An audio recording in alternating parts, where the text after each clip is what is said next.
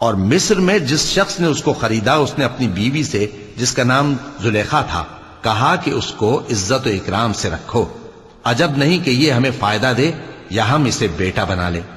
اس طرح ہم نے یوسف کو سرزمین مصر میں جگہ دی، اور غرض یہ تھی کہ ہم ان کو خواب کی باتوں کی تعبیر سکھائیں، اور اللہ اپنے کام پر غالب ہے لیکن اکثر لوگ نہیں جانتے۔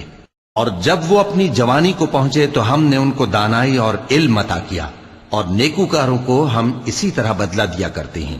اور جس عورت کے گھر میں وہ رہتے تھے اس نے ان کو اپنی طرف مائل کرنا چاہا اور دروازے بند کر کے کہنے لگی، یوسف جلدی آؤ۔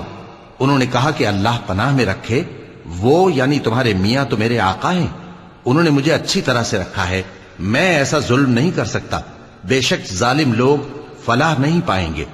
اور اس عورت نے ان کا قصد کیا اور انہوں نے اس کا قصد کیا۔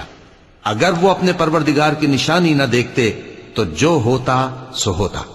یوں اس لیے کیا گیا کہ ہم ان سے برائی اور بے حیائی کو روک دیں، بے شک وہ ہمارے چنے ہوئے بندوں میں سے تھے۔ اور دونوں دروازے کی طرف بھاگے، آگے یوسف پیچھے زلیخا، اور عورت نے ان کا کرتا پیچھے سے پکڑ کر جو کھینچا تو پھاڑ ڈالا، اور دونوں کو دروازے کے پاس عورت کا خاوند مل گیا۔